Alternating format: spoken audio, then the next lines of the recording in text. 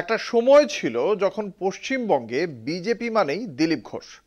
রামধনুর মতো সব মন্তব্যে রাজনীতির হাওয়া রঙিন করে তুলেছিলেন তিনি। এতে আর কিছু না হোক, বিজেপি কিন্তু খবরে থাকতো। কিন্তু দিলীপ রাজ্য সভাপতির পদ থেকে সরে যাওয়ার পর কি দেখেছি? সুকান্ত মজুমদারের ভাষণ আর শুভেন্দু অধিকারীর চিৎকার। এসবে যে ফল কিছু হয়নি বিশেষ, সে তো বিজেপির সংগঠন আর সদস্য সংখ্যা দেখেই বোঝা যায়। যদিও রাজ্য বিজেপির তাতে বিশেষ মাথা ব্যথা নেই। এই মুহূর্তে আন্দোলন ছাড়াও তাদের একটা বড় কাজ সম্ভবত দিলীপ ঘোষকে সাইড করা। কেন এমন হলো, কিভাবে এমন হলো, সেসব তো অন্য আলোচনার বিষয়। কিন্তু যেটা দেখা যাচ্ছে তা হলো আলিপুরদুয়ারে মোদির সভায় ডাক পাননি দিলীপ। এবার অমিত শাহের রবিবারের কর্মী সভাতেও এখনো পর্যন্ত দিলীপের ডাক আসেনি। স্বাভাবিকভাবেই শুরু হয়েছে রাজনৈতিক জল্পনা। তবে কি দীঘায় জগন্নাথ মন্দির উদ্বোধন অনুষ্ঠানে মমতার পাশে দিলীপকে দেখতে পাওয়ার জন্যই দলের কাছে অচ্ছুত হলেন দিলীপ?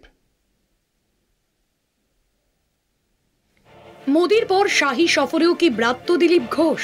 বিজেপির অন্দরে জল্পনা তুঙ্গে। শনিবার রাজ্য সফরে কেন্দ্রীয় স্বরাষ্ট্রমন্ত্রী অমিত শাহ। রবিবার নেতাজি ইন্ডোর স্টেডিয়ামে দলীয় কর্মীদের নিয়ে সভা করবেন তিনি। সেই সভায় দিলীপ ঘোষের আমন্ত্রণ পাওয়া নিয়ে শুরু হয়েছে জল্পনা। এখন বিজেপিতে দিলীপ ঘোষের কোনো পদ নেই। বহুদিন ধরেই তিনি দলীয় কর্মসূচি থেকে একটু দূরেই রয়েছেন। সম্প্রতি দীঘায় জগন্নাথ মন্দিরের দ্বারোদ্ঘাটনের দিন তিনি সেখানে যান। মুখ্যমন্ত্রী মমতা বন্দ্যোপাধ্যায়ের সঙ্গে দেখাও করেন। জানিয়ে দলের মধ্যে তীব্র সমালোচনার মুখে পড়েন দিলীপ। আরএসএস নেতৃত্ব এ বিষয়ে তার সঙ্গে কথা বলেছে বলেই বিজেপির অন্দরের গুঞ্জন। বৃহস্পতিবার আলিপুরদুয়ারে প্রধানমন্ত্রী নরেন্দ্র মোদীর জনসভাতেও ছিলেন না তিনি। বাড়িতে বসেই টিভিতে শুনছিলেন মোদীর বক্তৃতা। নিউ টাউনের পাঁচতারা হোটেলে যেখানে অমিত শাহ এসে থাকেন, সেখান থেকেই বঙ্গ বিজেপির প্রাক্তন সভাপতির বাড়ির দূরত্ব খুবই কম। এবার সেখানেও আমন্ত্রণ পাননি দিলীপ ঘোষ।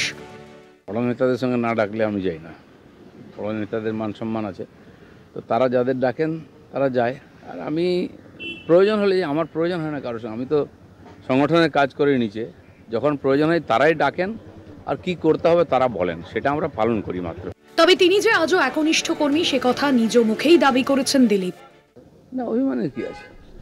দেখুন, রাজনীতিতে একটা লোকেদের মধ্যে ট্রেন্ড আছে যে নেতার পেছনে পেছনে ঘোরা। কারণে অকারণে 100-200 লোক দাঁড়িয়ে থাকে সারাদিন, দেখাও করে না, কিছু না। তো এটা একটা কালচার হয়ে গেছে। আপনারা ভাবেন বলতে এটাই ঠিক। আর আমাদের পার্টিতে যে ডিসিপ্লিন আছে, যে বৈঠকে যে প্রোগ্রামে যেতে বলা হয় কর্মীরা সেখানেই যায়। কোন নেতারা কোথায় থাকবে সেটা পার্টি ঠিক করে, সেটাকে আমরা মেনে চলি, এটাকে আমরা ডিসিপ্লিন বলি। এমন একনিষ্ঠ নেতাকেই আমন্ত্রণ জানাচ্ছে না দল। কেন ব্রাত্য বঙ্গের একদা দাপুটে নেতা? নির্বাচনকে পাখির চোখ করে বঙ্গে হাজির হচ্ছেন প্রধানমন্ত্রী থেকে স্বরাষ্ট্রমন্ত্রী, অথচ দিলীপ বাবু সব কর্মসূচিতেই কার্যত ব্রাত্য। কারণ কি? কেন রাজ্য নেতৃত্ব মুখ খুলছেন না? দিলীপ ঘোষকে ব্রাত্য রেখে আদতে বিজেপির ক্ষতি হচ্ছে না তো? প্রশ্ন তুলছেন দিলীপের প্রতি অগাধ আস্থা রাখা তার অনুগামীরা। কলকাতা টিভি।